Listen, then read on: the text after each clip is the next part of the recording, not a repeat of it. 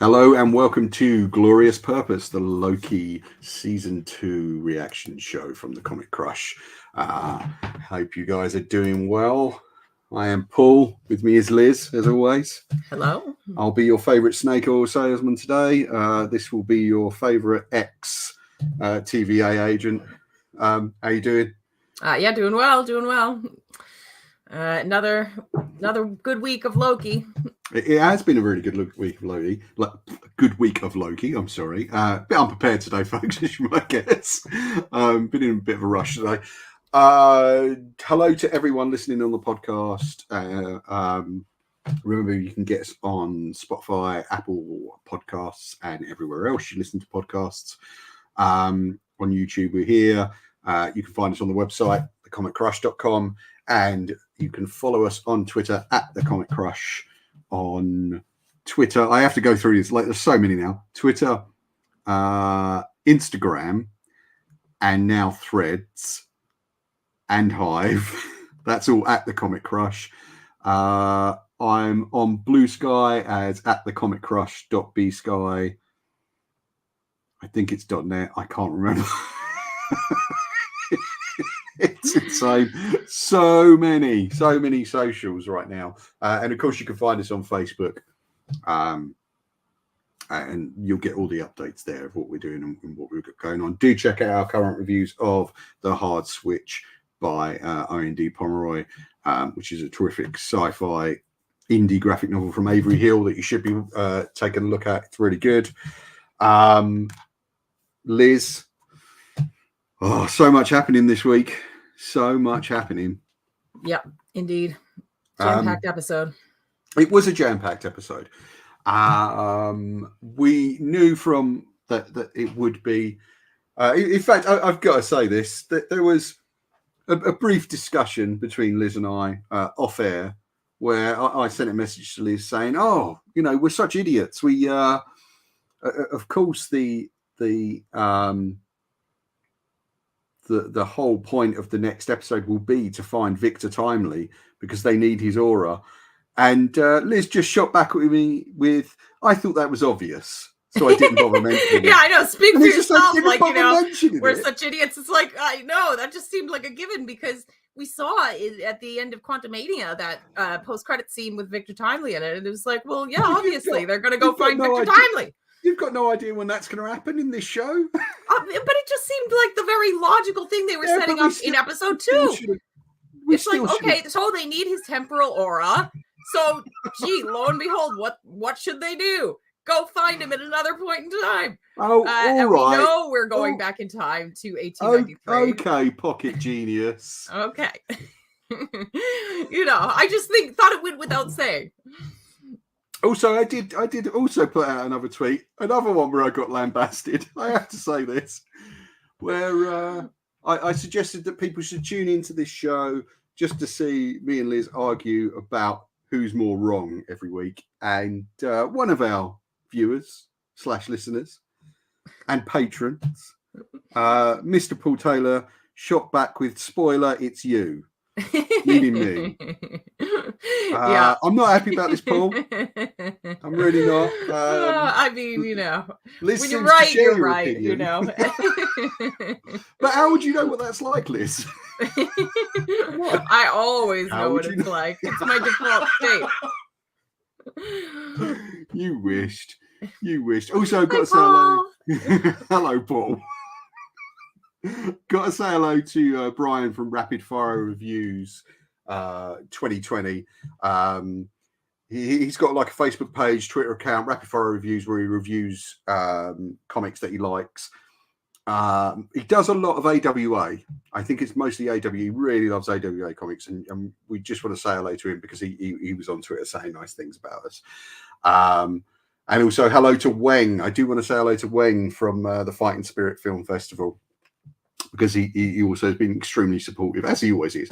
But lately I did notice that he'd been very supportive of the show and things. So thank you guys. And remember, you can drop us a comment below in the comment section if you want us to kind of reply to you and tell us your theories on the show. Let's get to our theories. Liz, We start this episode bounced back to 1890. 1893. Well, actually, we open in the year 1868, if you'll recall, on the sacred timeline. So even though the episode is dubbed 1893, and that's the year where most of the action takes place, that's not where we start. We start, and I have to just briefly mention this because it amused me. We start with the opening credits. It was with great. The Michael Giacchino theme played in a ragtime style. It was great. It was great. There are also more musical Easter eggs throughout the show, which hopefully we'll get to.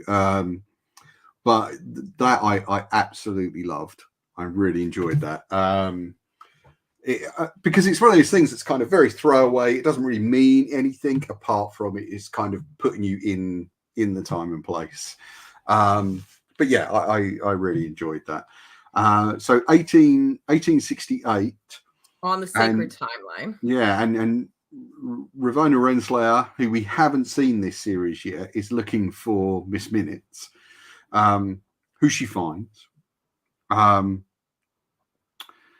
And Miss Minutes is hiding out in a barn because, after all, she is a cartoon clock, basically. Let's not forget that.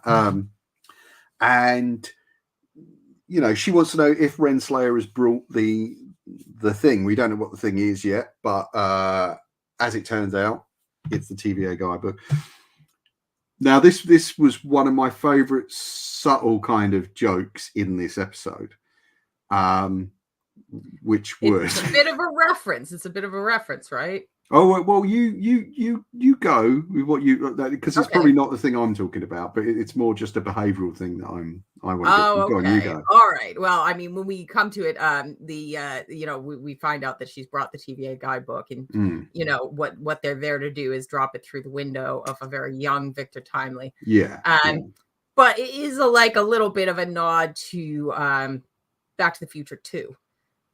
Where they bring Biff the sports almanac, and that changes, his destiny with information from the future, which, is pretty much exactly what happens to the young Victor Timely here, and why when we find him later, he's on a branch timeline, because without this intervention, he never would have, on the sacred timeline, taken this path. Yeah, absolutely. And I really liked that little nod.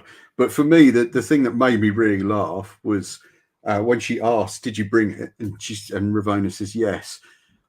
Miss Minutes, who has the voice of a sort of Southern belle, goes, "Oh, bless your heart," and it reminds me that if you're from America's South and you ask about the meanings of "bless your heart," it is all depending on how you say it and the context you say it in, whether or not it's an insult or a compliment, which I didn't realize until I was on the tube one day and I overheard two or one woman from the South and one woman from elsewhere in the US discussing it, and she went, "Oh, it all depends on how we say it," and but it does have multiple meanings, and that I really liked, just as a little behavioral thing,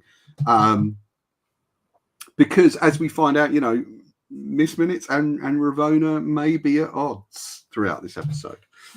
But we jump back to the TVA after young Victor gets his book, and of course they're still in crisis mode because of the sort of collapsing loom, not being able to handle all these branches. Again, I really enjoyed this scene just for the comic moments, principally Mobius saying to OB, we can hack the system, and OB is, that's great, and he's just like, no, I'm asking, I'm just suggesting it, we can hack the system. And I really loved that kind of, those little beats. And again, like we were talking about this last week, this season seems to play so much better in terms of the actors acting off each other, and kind of, I still think that OB gets the best line deliveries every week. Determined to just kind of keep him to one scene, it seems, every week. But he kind of really has the the most kind of earnest delivery. Yeah, guileless delivery, and I really love it. But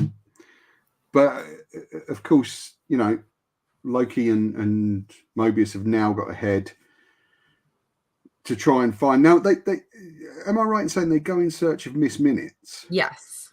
Yeah, they're going in search of Miss Minutes. Yeah. They actually, you know, when they find Victor Timely as well, it's actually kind of surreptitious. They don't know that he's going to be there. They're looking for Miss Minutes, and you know. I mean, before we get to, you know, them finding Victor Timely, there is that wonderful kind of walk around throughout the Chicago World's Fair. There's a lot of interesting stuff mentioned in this. My understanding is at that Chicago World's Fair, the Chicago mayor was murdered, as I recall. Okay, yeah. See, I'm not sure. I don't know. You know, the history of the Chicago World's Fair was not something that I was no familiar with. Me neither. I just faintly recall that there was something about that, because they debuted the White City, and which Mobius mentioned. There's also H.H. Holmes, who gets a mention during the show. Now, H.H. Holmes, do you know anything about him? Because that would be right up your particular. I didn't know a ton about him, but like, yeah, I know. You know, apparently a notorious serial killer. Well, maybe. The interesting thing about H.H. Holmes is that he designed and built this thing that he called a murder castle. So it was a hotel where every room was designed to kill its occupants in a different way. So it was kind of like a modern day Jigsaw in terms of, you know, Saw and things like that. Oh, wow. Okay. Now I didn't know that. And he had, I mean, it's not really a rabbit hole I want to go down, because I actually find some of this stuff quite disturbing. And he had different contractors come in and build each room so that no one would see the complete design and no one would know. And no one would know its true purpose. So he was arrested and tried for murders, but a lot of the people he said he'd murdered were actually still alive. So did he actually murder anyone? Well, he definitely did kill 6 people. They're fairly confident about that. But the history of the Chicago World's Fair, castle, like with the murder castle, I don't think so. I think they were killed. Like, I don't think it was ever completed in terms of, you know, being a functional hotel where people were killed.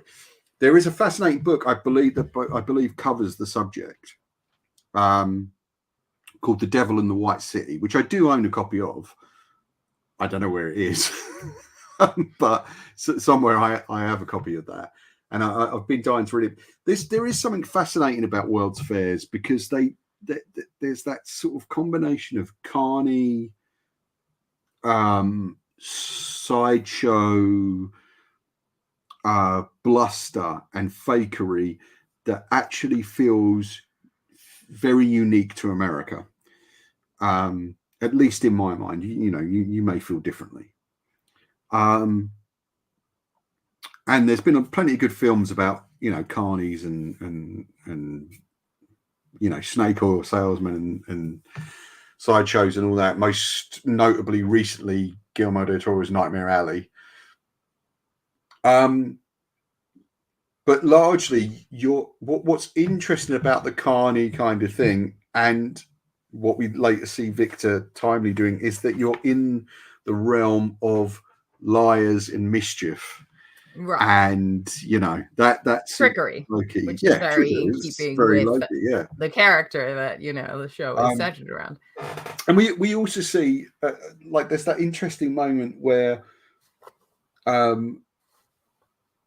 they come across the kind statues. The statues of Norse gods. And I quite liked, there was a deep cut reference there to Baldur the Brave, who is the half brother of Thor and Loki. He's the half brother of Thor. Yeah, and he is. I mean, it's not even that deep a cut because he does, feature, prominently in, some of the comics. Oh right, I thought it was something that had been retconned, sort of out of. He's a character that kind of comes in and out. It depends on if the writer wants to acknowledge him or not. Right. But like for example, in Straczynski's run, he played a prominent role. Oh, okay. Well, I think it was. I think it's Straczynski into Gillen, and other runs, he pops up, but there's a rumor that Daniel Craig was supposed to appear in Multiverse of Madness in the Illuminati scene as Balder the Brave. Really? Yeah, and Daniel Craig was even asked about it, and he played coy. So you have to wonder if this is something that that they're setting up, or just by acknowledging his existence, or if it's just a throwaway thing where it's like, oh yeah, this guy who none of you have heard of gets a statue, but Loki doesn't get a statue. Yeah. Which is really probably what he's upset about. But I do like that angle where he's coming at it, where it's it's cultural appropriation and. Right, but it's also there's like a wistful moment where he's like sort of looking at the statue of Odin sadly, and then he's like, Thor's not that tall. and the thing is, yeah, I love that because it is like straight in there with the ego again. And also, what was funny about it was he was like, oh, it looks nothing like Odin, but when you look at it, it actually really does. It does, yeah. But also within that moment, we get a clue to where they're going to find Victor Timely. And did you notice something else about that sign? I mean, just there's the Victor Timely's temporal wonders or whatever it said. But temporal marvels, I think. Temporal marvels. Which is an interesting, but right, a reference. Yep. There's also the name of Ferdinand Lang there, who's I think supposed to be an ancestor of Scott Lang. Okay. Yeah. Oh, cool. So they kind of reference that, which is interesting. It's a blink and you'll miss it thing. It really is. So I don't know how much it was just there for fun. But the production designer who actually directed last week's episode is going crazy with the production design. He's done really well again. Like he is my guy this season, right? Definitely. And we're then into kind of finding Ravonna, who's got Miss Minutes hiding in a bag, and we're in this kind of tent, about to see Victor Timely's kind of display of temporal marvels, and he's got a device there that looks a lot like the loom, and they even point out, oh, this is it's the loom for all right. For all it is the prototype, yeah. Did you feel in looking at Jonathan Major's performance there that the sort of stuttering, nervous Victor Timely was just a complete act from the beginning, or did you feel that, oh, this is just what this version of Kang is like? Well, it's tough to say because there are parts of the episode where the stutter completely goes away, but then he kind of reverts to it again, and so yeah, again, I couldn't really tell how much of it was put on, because we do find out pretty early that a lot of what he does is a put on. Yeah, he's a snake oil salesman, right? He's a swindler. Loki actually calls him a trickster, like a confidence trickster, which is something that Loki is referred to all the time, as. So it's like, okay, is this, this stammering, sort of innocent facade, completely just part of his act?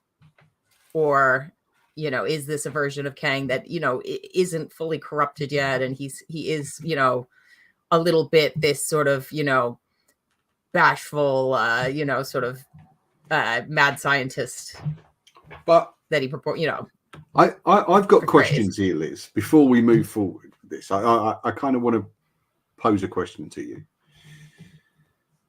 which is,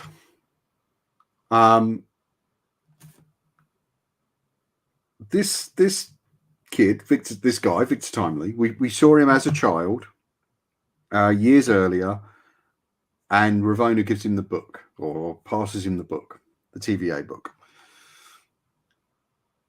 But one has to assume that kid's lived in Chicago all his life. He's very young. He's only like 5 or 6 or something when we see him, or maybe slightly older. But we know what Kang's origin is. At least comic readers will do. He's Nathaniel Richards. He is a descendant of Doctor Doom and maybe Reed Richards as well. I think that's kind of one big unsolved mystery, isn't it, throughout the comics? Who travels back through time and encounters versions of himself who have also traveled back through time. But I'm like, surely the one thing all those versions have in common is that they started out as Nathaniel Richards. But this isn't Nathaniel Richards. Well, we don't know that Victor Timely is actually his real name. I mean, it sounds quite like, he could have made a stage name out of it. And also there is something later that we probably need to discuss in terms of Kangs and identity and who's who. But we'll get to that. So we see this demonstration of the temporal loom.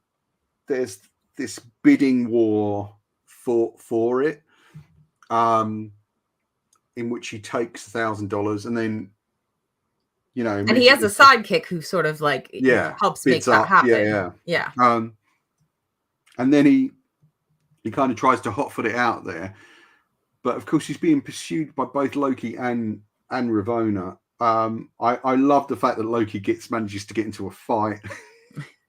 Right, he uses magic to get out of it. But also, you don't you think you see him struggling with trying to not do that? Right, and, or probably to not just kill the guy, and he instead solves the problem by teleporting him into this like hogs, sort of pen thing. And we have that kind of really nice, glorious chase through the World's Fair, in which Ravonna deploys. Now, I can't remember, do they do that later, where they let Miss Minutes loose? That's during the chase scene. During the chase scene. But is it the end after the... No, I think it's probably around this point when they're running through the carnival and they're being chased by the businessman who Timely swindled. And then Miss Minutes goes like full Marshmallow Man and just the giant kaiju clock. And in fact, that's how that Loki and Mobius get clued that they're in the right place, because there's a headline talking about a ghost clock that appeared. Yeah, we forgot to touch on this, but like Ms. Minutes, amusingly sort of turns into like a black and white old-fashioned clock, in these 1893 scenes, which is just a, kind of a nice touch. Purportedly, it's because, the orange stands out too much, so she wants to blend in, but I think it's just also kind of an aesthetic thing to set her within the time frame. Yeah, which is nice. I quite like that. And also, the interesting thing that's happening with Miss Minutes is she's becoming more and more possessive of Victor. Which we'll get to, as she points out later, this is all my plan.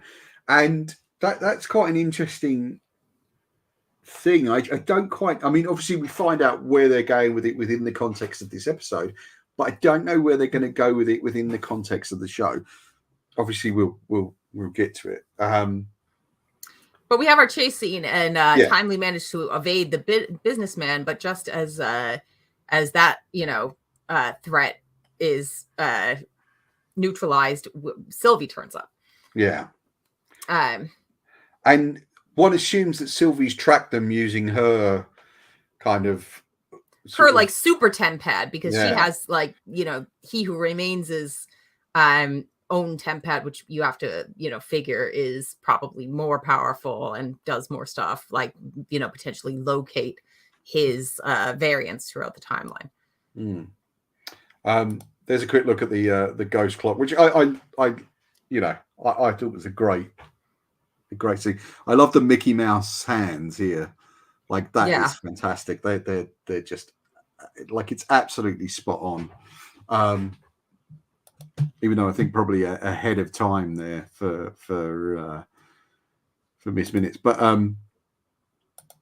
yeah, and another sort of argument ensues between Loki and Sylvie, and as she points out, this all sounds very familiar, because this is the same argument they've been having since the end of season 1, which is whether or not to kill Kang or you know, to let him live. And as Loki points out, look, we need him, otherwise it's all gone.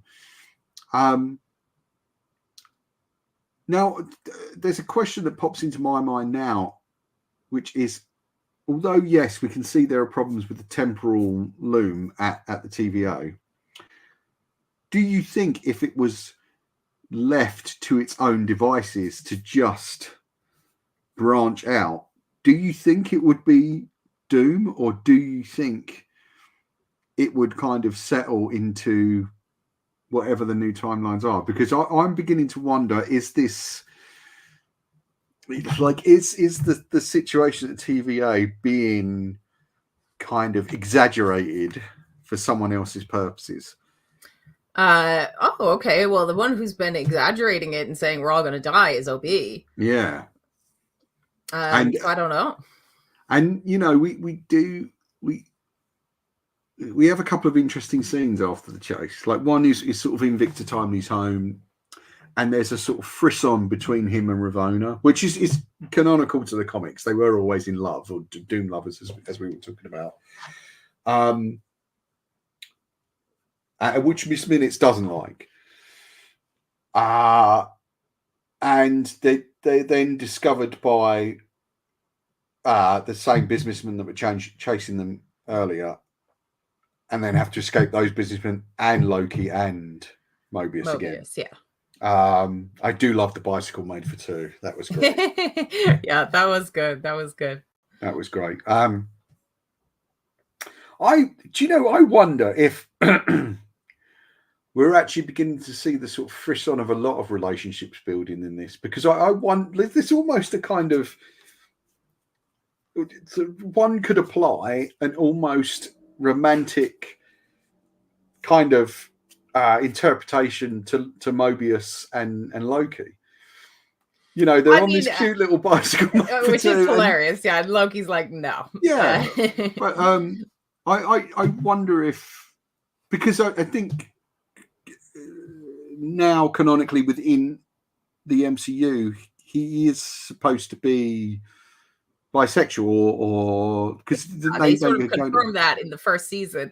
Yeah. Although I don't know if that's the direction they're going with Loki and Mobius. I mean, you know, I think really what you're seeing is like, you know, this buddy cop dynamic. You know, but it might add an interesting color to the show, even though I think the show is perfectly kind of interesting and fun as it is, and you know, I just your mind gets working. Which way are they going with this? And yeah, well, I really enjoyed the description from Victor Timely of Loki and Mobius as the wizard and his butler.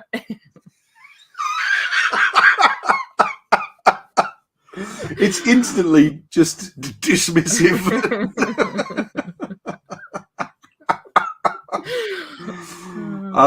Because, you know, what essentially they are doing is magic, and yeah, that is terrific.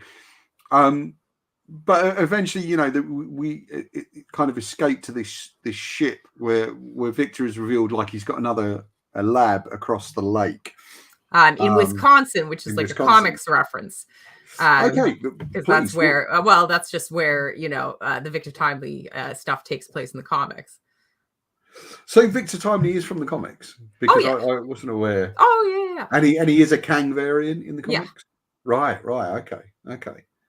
That's interesting because it's not one I'm aware of. Like I'm sort of nominally aware of things like Ramatat and you know those things. We also do get a nice reference to Ramatat as well in the chase scene because they're outside the kind of Egyptian tent, which I thought was a nice little touch. But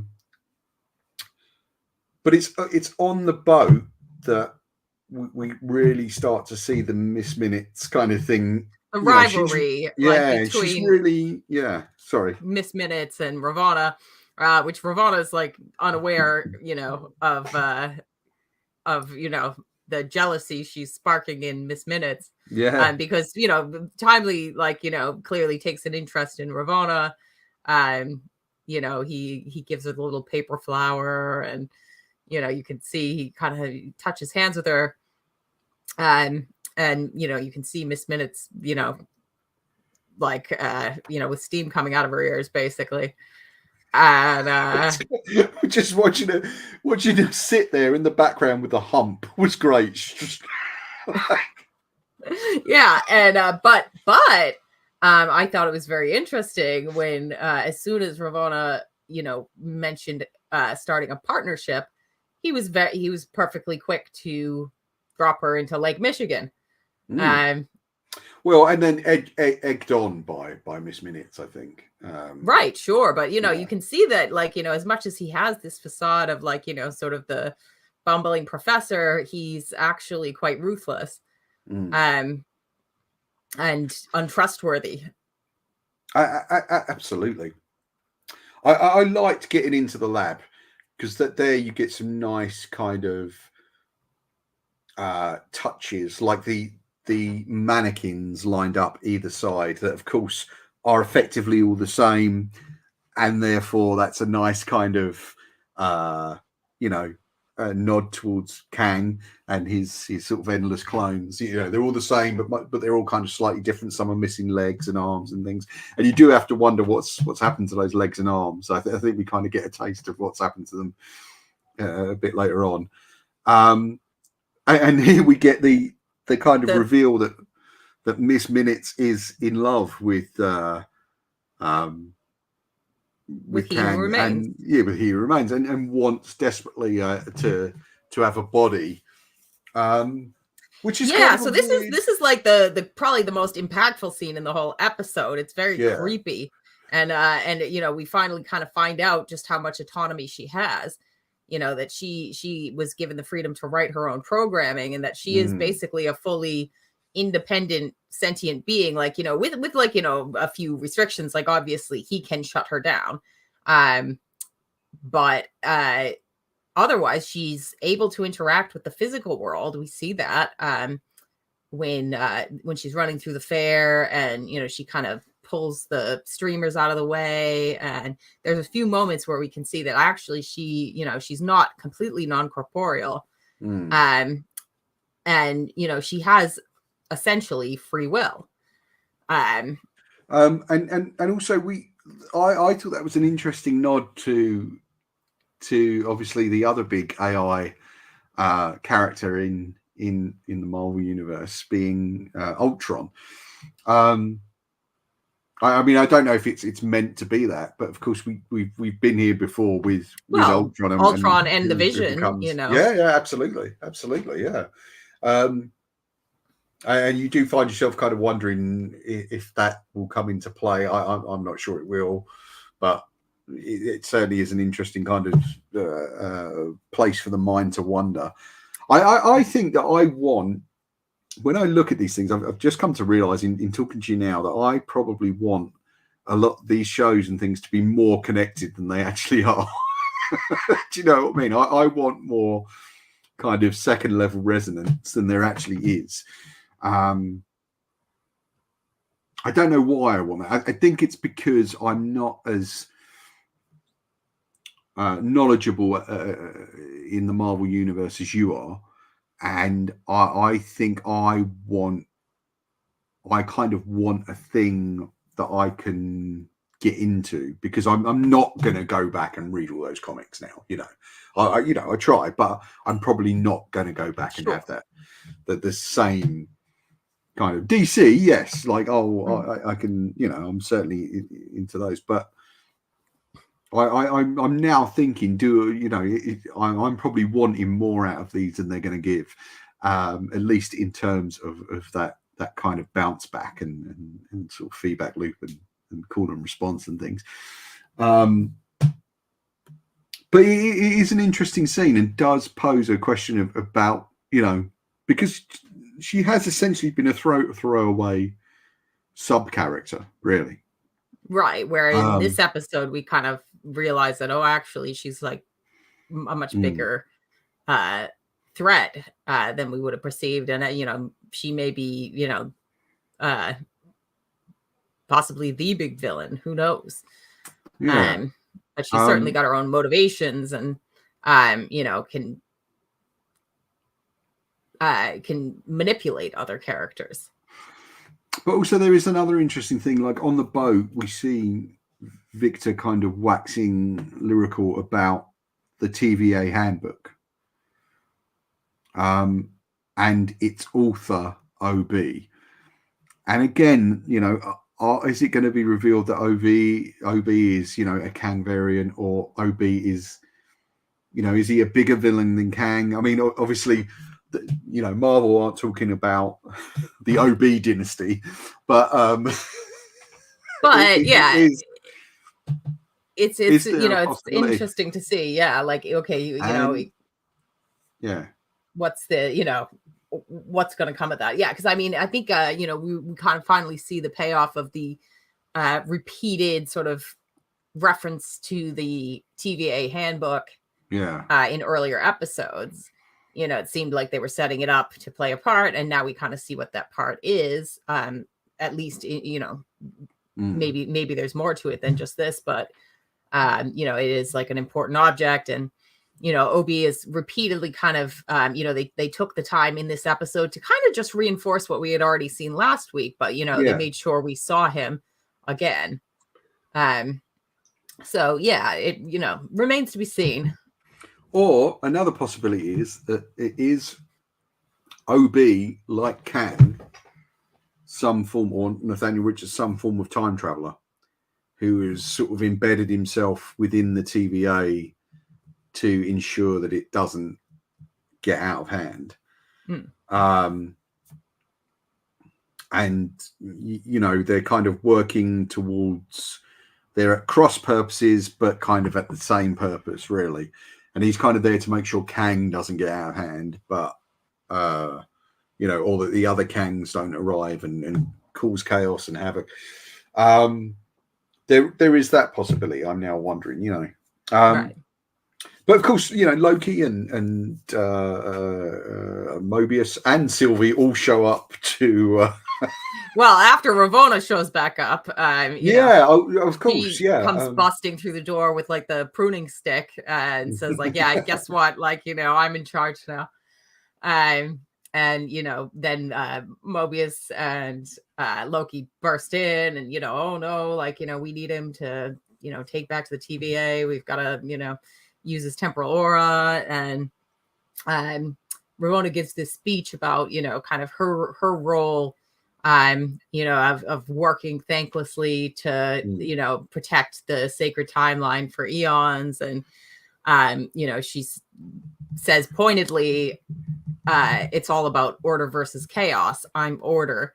And then Sylvie comes busting in. Obviously, Loki, one of Loki's many monikers is the god of chaos. Yeah. So, they have the big face off between Sylvie and Timely, and again we have that kind of that conversation again about free will and about sort of do you kill baby Hitler sort of conversation. It's like, well, okay, he hasn't done the things that he may come to do, and she her whole perspective is that everyone should have free will, and the past isn't written yet. And so, he actually talks her around from killing him. Yeah, and it's interesting that they keep. I mean, I hope they're not going to make Sylvie this kind of Deus Ex Machina who comes in towards the end of every episode or halfway through every episode to kill another. You know what I mean? Like, I'm a bit concerned about that.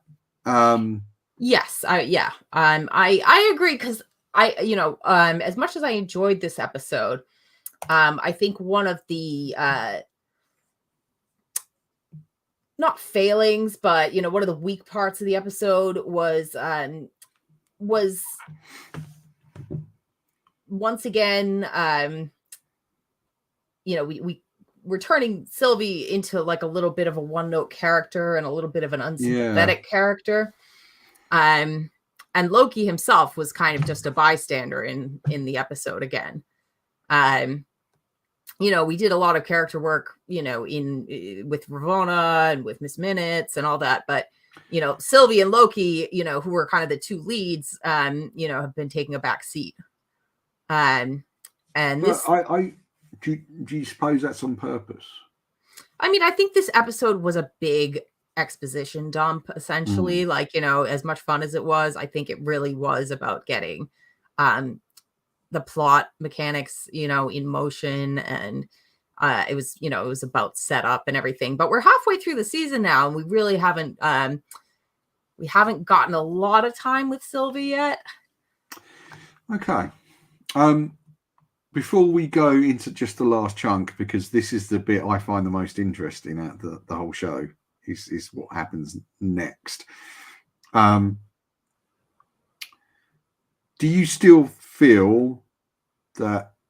Do you feel that you've got any more definitive idea of who pruned Loki in episode 1? I mean, I still think that our main candidates are Loki himself, another iteration of Mobius or Sylvie. Probably not Sylvie, because we see her right there. So, but also my question with that is when Sylvie says "there you are," is she talking to Loki, or is she talking to whoever's behind him? Or because there is now rumor that Sylvie may switch throughout this and become allied with Kang. Really? Okay. But there you go. And we see a kind of battle Ravonna, which actually wasn't the kind of knockdown, drag out fight I thought it would be. It's over very quickly. And Loki and Mobius disappear with Victor Timely through the time door.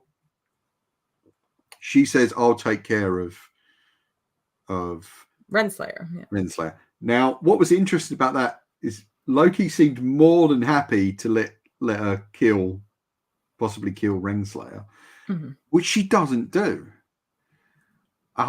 Instead, she says to her, "You wanted to be there at the end of time. There you go." Kicks her through a time door, and she's there at the Citadel at the end of time. We see the dead Kang. And Miss Minnie, sorry, was there anything you wanted to get to before I no, carry on, because there is something I want to. Now, Miss Minutes and Ravonna are now at least temporarily allied. They're stuck, it seems. But does Ravonna have her tempad with her? I don't know. But the interesting thing is Miss Minutes says, "I've been here, I've learned all his secrets," and or words to those effects. I can't remember what the exact words are. But she says to Ravonna, "I know a big one about you." Now, it's going to make you really angry. Yeah. My theory is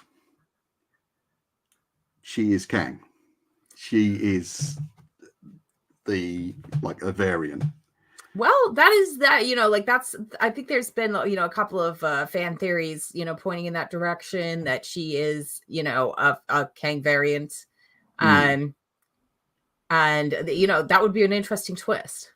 Yeah, I think she is going to be. I mean, there's nothing to say that she isn't going to be the Kang that goes forward into the next movies, and I think it's kind of widely accepted now that this series is setting up the next wave of kind of MCU stuff.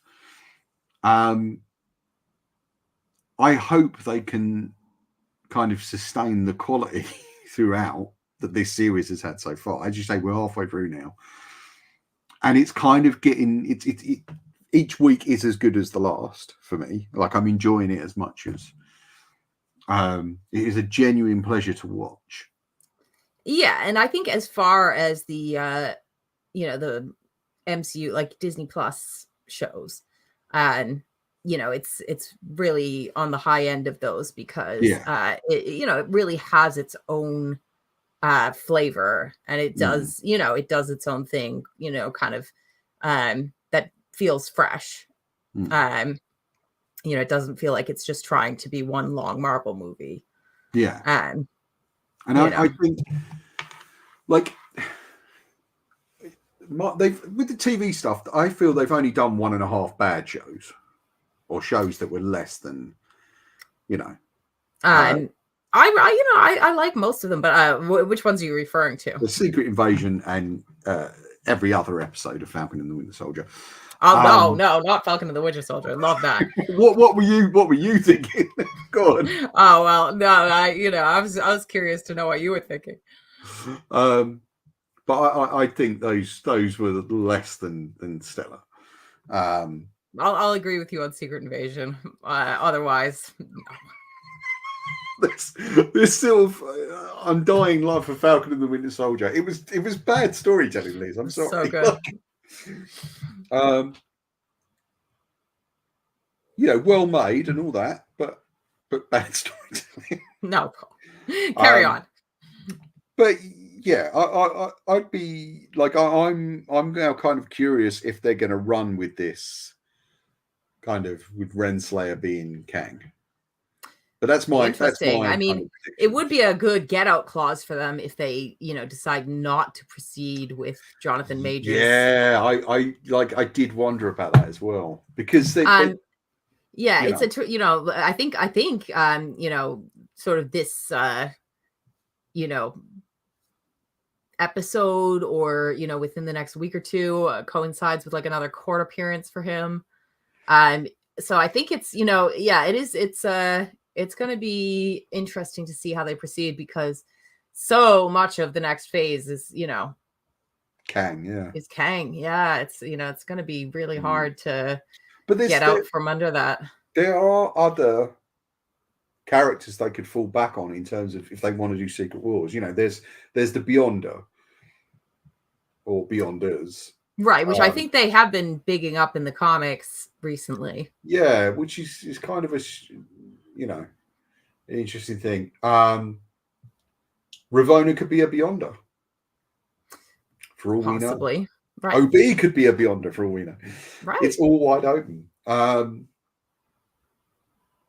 I mean, it has to follow a certain internal logic, but I'm kind of curious to see where that will go. Anything else you want to add before we head off? I mean, I think again, this was a great little episode in that it kind of takes us into a neat and distinct setting, with that sort of 1800s setting, and I really liked seeing what was going on with some of the characters that we haven't seen all season. And as I said, kind of, I hope that that we get to see more of Loki and Sylvie next week.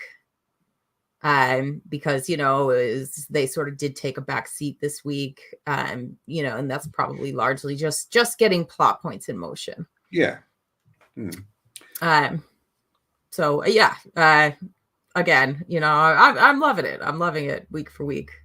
Yeah, me too. I'm really enjoying this one, and I'm looking forward to more.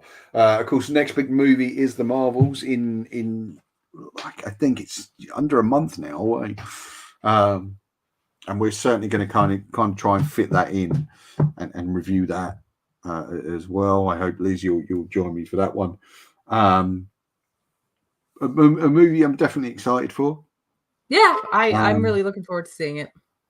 Anything you're reading at the moment, comics wise, that you'd recommend while we're here? All sorts of stuff. Yeah, I mean, I've been enjoying the Batman, Catwoman, Gotham War stuff. Yeah, that's been really good. Like, it's short but sweet, but just a really good crossover. Obviously we're not talking Marvel right now, but just comics in general. Fall of X, like, so if we are talking Marvel, that's been good. Really liked the first issue of Captain America. The new Captain America was really great. I'm going back and reading through Chip Zdarsky's Daredevil. Okay. I don't know, all sorts of stuff. I love getting my weekly stack of comics. And of course, there is I think the Rise of X has now been, like, the next sort of phase of the X-Men has been announced. So like kind of the Krakoan era is coming to an end, and the big new event for next year, which is called Blood Hunt, I believe, and that's going to be Blade centric. Sort of dark end of the Marvel universe. Moon Knight. I'm sure also Bloodstone will make an appearance there. Yeah, there's all sorts of like stuff upcoming that they just sort of brought up at New York. Like, there's going to be a new Ultimate Spider-Man title written by Jonathan Hickman. And in fact, we're getting a whole new Ultimates universe, I believe. Helmed by Hickman. Which Ultimate Invasion, I would recommend reading that to bone up for all the Ultimate Universe stuff. I am yet to read it. I read the first issue and really enjoyed it, but I've got it sort of in a pile here to get through soon. As I said, The Hard Switch is a great OGN that's not related to Marvel or DC or any of that. Is published by Avery Hill, Owen D. Pomeroy. I would definitely recommend that. There is a full review of that and Owen's previous book, Victory Point, on the Comic Crush. Now you can get all the links from our link tree in the description below. Obviously, do keep up the Comic Crush. Got lots of great reviews coming, lots of great indie stuff we're kind of doing at the moment, and then we'll kind of flow back into sort of Marvel and DC over the next few weeks. But as always, do keep an eye on the website. Take a look at the Patreon if you want. For just £2 a month, you could get sort of bonus videos and articles and things, or just help support the Comic Crush. Every kind of patron helps, and it's all really great to have you on board. And thank you to all our patrons who make this episode possible. That's it from me. You can follow Liz at Liz C. Jordan on Twitter and Instagram. Find her every week live on Facebook at some point during the day on a Wednesday, where she does a weekly kind of introduction to the new comics that are out at That's Entertainment, which is in Massachusetts, where Liz resides. They're really nice, cool little videos, and there's lots of kind of interaction there, so lots of comments from people watching. Do tune into those. They're a lot of fun, and do check out the store if you happen to be in Massachusetts. I'll be at Gosh on a Sunday if you want to pop in there and say hello. Always worth popping into Gosh. Loads of great stuff, loads of great back issues, loads of great trades, manga, independent books and comics. It's a fantastic store. Do give us a look. Number 1 Berwick Street. We'll see you again soon. Liz, thank you very much for joining me on this trip through through Chicago was for 1893. It's been fun. My pleasure. Guys, we'll see you again soon. Thanks for tuning in. Remember to